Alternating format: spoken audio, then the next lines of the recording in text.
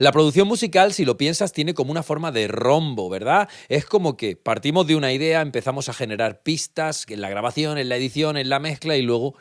la convertimos en un producto consumible que acaba siendo una pista estéreo. Si te das cuenta, es como un rombo que empieza a expandirse y llega un momento en el que ¡pap! Se colapsa en ese archivo estéreo que consumimos con el mundo. Y hoy vamos a hablar de producción musical profesional y de esa quinta etapa que, bueno, pues convierte el amasijo de ideas y de pistas y de decisiones que hemos tomado en etapas anteriores en un archivo estéreo final que tiene un formato y que tiene un soporte consumible, compartible y competitivo en cualquier plataforma, en cualquier radio, en cualquier televisión.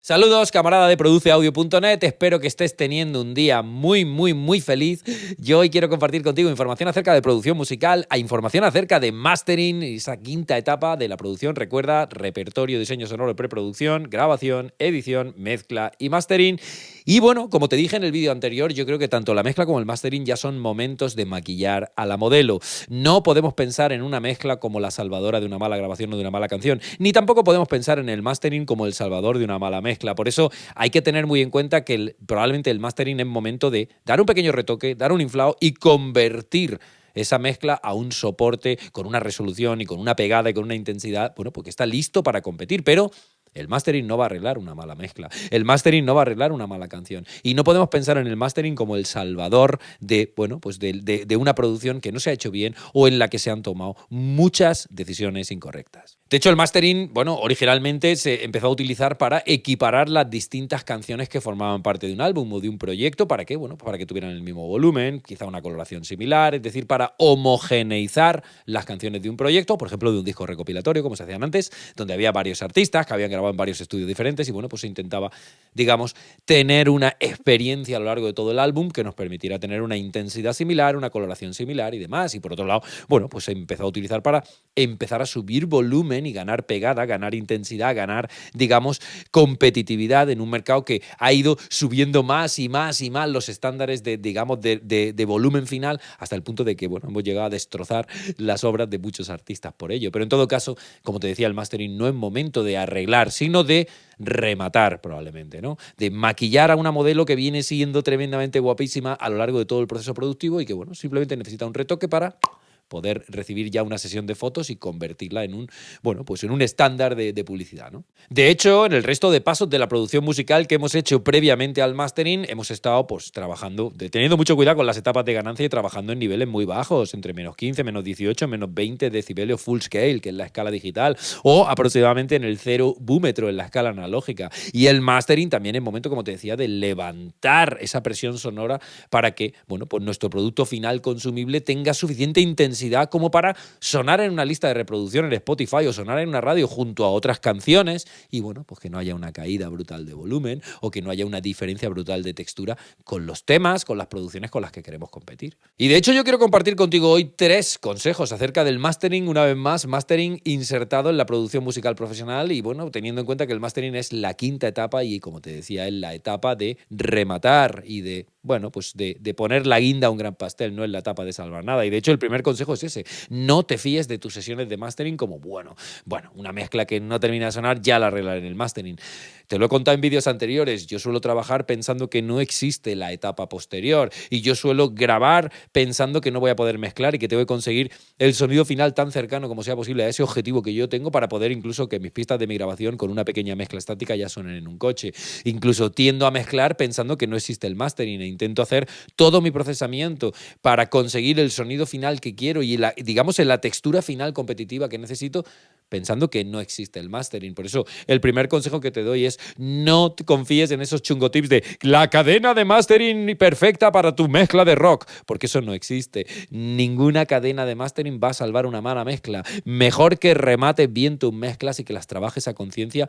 y que te tomes el mastering como momento de maquillarla y convertirla, no como el momento de salvarla. En segundo lugar, un consejo que también quiero compartir contigo hoy acerca de mastering es que piensen muy bien en el soporte o en el medio en el que se va a consumir esa producción, porque no es lo mismo masterizar para un CD o para un vinilo que masterizar para Spotify. Los niveles finales son diferentes. Spotify y el resto de plataformas online están pidiendo probablemente una media entre -14 y -16 LUFS, que es bueno, pues la unidad de medida que utilizan, ¿no? Los Loudness Unit Full Scale, que es bueno, una medida que está probablemente más orientada a funcionar, digamos, con respecto al oído humano de lo que son las mediciones RMS, aunque se parecen mucho. Pero en todo caso, no es lo mismo, como te digo, masterizar para Spotify o para YouTube que masterizar para un CD, donde probablemente en vez de -14, -16 LUFS, vas a necesitar probablemente pues -9, -8, -7, depende del género. Fíjate que hablamos de LUFS integrados en todo caso y que según el soporte final en el que tú vas a compartir esa producción vas a tener que pensar en orientar tu mastering. ¿Por qué? Porque cuando tú utilizas un limitador para subir el volumen de tu producción, de tu mezcla, para convertirla en producto consumible, a medida que vas subiendo el volumen vas perdiendo dinámica. Estás sobrecomprimiendo tu mezcla. Un limitador es un compresor con ratio infinito 1. Entonces lo que estás haciendo es sacrificar dinámica y sacrificar naturalidad a cambio de volumen. Entonces si tú tienes un estándar de -14 LUFS, ¿por qué vas a masterizar a -9? Estás perdiendo 5 dB de dinámica, 5 dB de naturalidad a cambio de ganar 5 dB de volumen que luego probablemente te van a bajar, porque si el soporte te está pidiendo -14 y tú le entregas a -9, van a bajar esos 5 dB. ¿Para qué? Para que tu mezcla o tu producción suene al mismo volumen que las demás. Entonces, según el formato o el soporte donde tú tengas pensado compartir esa producción, vas a tener que, bueno, pues hacer tu mastering a conciencia. De hecho, si vas a publicar una producción, por un lado, en plataformas digitales y por otro lado, en CD y vinilo, que tienen niveles diferentes, probablemente deberías hacer 2 masterings diferentes. Uno a -14, -15, otro a -9, -8. Así que piensa muy bien en el formato final y en el soporte final que va a tener esa producción, porque el mastering debería adecuarse a los niveles que cada uno de esos soportes o formatos están requiriendo. Por último, tercer consejo que te voy a dar acerca de mastering. En tu cadena milagrosa de plugins de mastering, recuerda que el último sea un Dither. Un Dither es un algoritmo que te va a permitir pues, transformar a lo mejor de 32 bits o de 44 bits y 44.1 kHz o 48 kHz a la frecuencia de muestreo y el bitrate que estés trabajando, pues te va a permitir transformarlo a 16 bits 44.1, que es el estándar de consumo, tanto de MP3 como de WAV. Entonces el Dither lo que va a hacer es, como tú estás cortando bits de información y reduciendo, digamos, el espacio de la información, el Dither lo que va a hacer es meter ruido de baja intensidad para rellenar esos agujeros y hacer que esa transformación sea lo más liviana y lo más imperceptible posible. Por eso utiliza un Dither como último plugin en tu cadena de mastering. De hecho, muchos limitadores, como por ejemplo el L3 de Waves, traen un Dither integrado, o como el limitador que trae por defecto mi Pro Tools y algunos DAWs, ellos traen un Dither integrado. De hecho, creo que Studio One hace el dithering automático. Léete el manual de tu DAW y lo entenderás. Pero en todo caso, muchos limitadores traen un Dither y simplemente tendrás que activarlo y ya va a ser el último plugin de tu cadena. Pero si el limitador que estás utilizando tú para masterizar no trae un Dither integrado, añade un plugin de dithering, que absolutamente todos los DAWs traen un plugin nativo de dithering. Configúralo para que resuelva o para que esté transformando a 16 bits 44.1 y déjalo activado para que cuando planches tu máster final tenga el algoritmo de dithering integrado y bueno, pues esa caída de resolución que le estás aplicando, esa transformación que estás haciendo a 16 bits, 44.1 kHz, pues sea lo más liviana posible y sea lo menos perceptible posible. Así que piensa en estos 3 consejos que te doy como, bueno, pues como consejos que a mí me han ayudado mucho en mis sesiones de mastering, porque yo no solo masterizo las producciones que hago, sino que también doy servicios de mastering específicamente en mi estudio. Y bueno, pues son 3 consejos que quería compartir contigo. En primer lugar, bueno, pues un consejo de probablemente sobreconfiar en el mastering, que mucha gente lo está haciendo porque, bueno, ve cadenas de plugins milagrosos para el mastering y piensan, bueno, pues una mezcla mediocre se puede arreglar en un mastering. Y eso no va a pasar, eso no te va a ayudar, por eso piensa siempre en rematar tus mezclas antes de ir al mastering. Por otro lado, piensa en el soporte en el que se va a compartir ese máster final que tú estás planchando, porque no es lo mismo planchar a -14 que a -9, y recuerda que estás sacrificando dinámica a cambio de volumen. Como te decía, la guerra de volúmenes ha llegado a un nivel en el que los discos quieren sonar tan altos que suenan completamente choriceros sin ningún tipo de naturalidad ni de dinámica. No caigas en esa trampa y piensa muy bien el formato en el que vas a compartir. Y por otro lado, aplica dithering siempre que hagas transformación de 32 o 24 bits o de 96.000 hercios a 44.1. Piensa en aplicar un dithering para que ese algoritmo añada ese ruido de baja frecuencia, de baja intensidad y bueno, pues tengas una transformación que se note lo menos posible, esa pérdida de calidad que, bueno, tienes que aplicar sí o sí. Así que 3 consejos que espero que además te hayan inspirado lo suficiente como para que me dejes un comentario debajo del vídeo y me cuentes tú cómo afrontas tú tus sesiones de mastering, cómo mides tú tus loops o tus RMS finales, cómo utilizas tú tus cadenas de plugin para, bueno, pues procesar tus masters y para conseguir ese volumen y ese empaque final que necesitas. Es decir, que compartas conmigo, con el resto de la comunidad, pues todo aquello que creas que es relevante y que, bueno, que estás tú aplicando en tus sesiones de mastering, porque desde luego va a ser muy ilustrativo y muy inspirador para todos, pues entender cómo se lo monta la gente, ¿no? A la hora de masterizar siempre pues se puede aprender algo nuevo. Y por supuesto, si conoces a alguien que esté haciendo sesiones de mastering, comparte este vídeo con él o con ella, dale un like, suscríbete, dale a la campanita porque me ayudará mucho a que, bueno, pues este vídeo llegue a cuanta más gente mejor y pueda inspirar a cuanta más gente mejor. Y si te interesa la producción musical y te interesa el mastering insertado en esas 5 etapas, en ese itinerario que todo productor musical profesional sigue, no te pierdas lo que tengo para ti. Porque me gustaría invitarte a un entrenamiento de producción profesional en el home studio para que me acompañes en la producción completa de un single con recursos ultra limitados y utilizando, en mi caso, un setup más barato de lo que cuesta tu smartphone, porque yo voy a utilizar un portátil, una tarjeta de sonido de 50 euros, unos auriculares de 40 euros, un micrófono de 40 euros y luego pues mis guitarras, mis pedales y demás para justo emular el entorno de un estudio de grabación profesional y, bueno, pues poder suplir las carencias de espacio y de medios pues con tecnología digital. De hecho, creo que es un entrenamiento online ideal para ti si eres compositor y quieres producir tu música en un home studio estándar, como te decía, más barato de lo que cuesta un smartphone, o si eres músico y estás tocando con tu grupo y tienes un repertorio que está listo para producir y para compartir con el mundo y podéis, no sé, grabarlo y producirlo en vuestro ensayo o en vuestro home studio.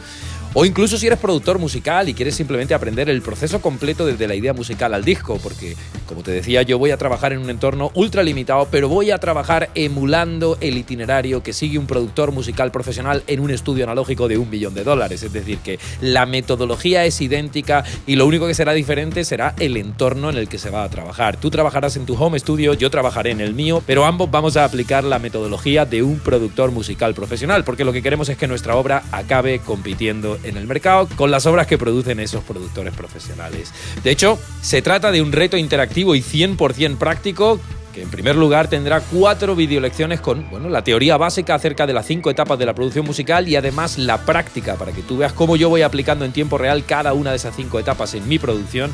y así puedas seguir el proceso completo desde cero, desde la propia canción y la idea musical hasta el máster listo para publicar. Y de hecho lo vamos a hacer, como te decía, siguiendo el itinerario que siguen los productores musicales de la escena profesional. También tendrás guías de implementación diaria para que puedas practicar todo lo que has aprendido en el workshop del día y aplicarlo en tu nueva producción. Se trata de un reto interactivo, como te decía, en el que lo interesante es que tú me veas a mí como yo produzco mi nuevo single y luego lo apliques tú en tiempo real en el tuyo y vayas siguiendo junto a mí el itinerario completo. De eso se trata, de que aprendamos la teoría e implementemos la práctica y acabemos este reto teniendo tú un single y yo otro que podamos compartir con el mundo. De hecho, tendrás acceso también a un foro privado para que puedas compartir tus prácticas cada día y para que puedas recibir retroalimentación y un poquito de feedback y también ideas frescas para tu trabajo musical, pues por parte del resto de participantes que también tienen 2 orejas, que también están trabajando en sus proyectos y que seguro que te pueden aportar muchísimo. Igual que seguro que tú también puedes aportar, ¿no?, a su trabajo. Así que un foro privado para compartir nuestros avances y además vamos a tener una ronda de preguntas y respuestas en directo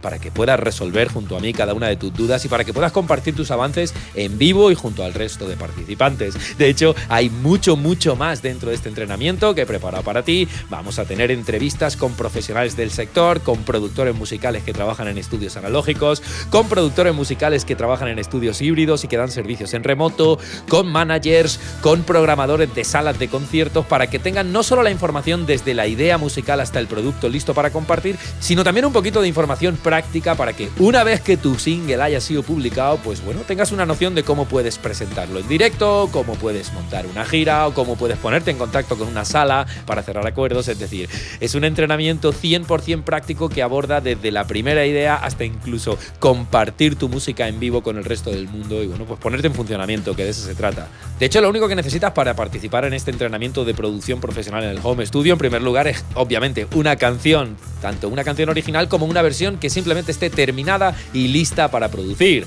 Yo entiendo que vas a trabajar en tu última composición o a lo mejor lo que quieres es grabar una versión y producir una versión de algún grupo que te mola, pero en todo caso la materia prima es lo único que necesitas. De hecho, también necesitas un setup estándar, como te decía, al menos un portátil, con un interface, con un DAW, tus plugins nativos y bueno, pues yo en mi caso, como voy a cantar y voy a tocar la guitarra y voy a tocar el bajo, necesito los instrumentos, pero bueno, según el estilo musical en el que tú estés trabajando, pues vas a necesitar, pues digamos, unos periféricos u otros. En todo caso, este entrenamiento lo vas a poder completar sin problemas desde un home studio, un dormitorio estándar, hasta, bueno, no lo sé, un estudio analógico tradicional si es lo que tienes. Es decir, que da igual, con que tengas un setup estándar mínimo vas a poder completar este reto interactivo sin ningún problema. También deberás agendarte un ratito cada día para poder ver el workshop, para poder entender pues la teoría que vamos a compartir, para poder aplicarlo en tu producción y bueno, pues darle una vuelta de tuerca a la metodología profesional que vamos a utilizar. Y por supuesto, lo que necesitas sin duda es determinación a la hora de ponerlo todo en práctica, porque se trata de un reto interactivo y lo interesante es que vayas aplicando el paso a paso que vas a ir aprendiendo cada día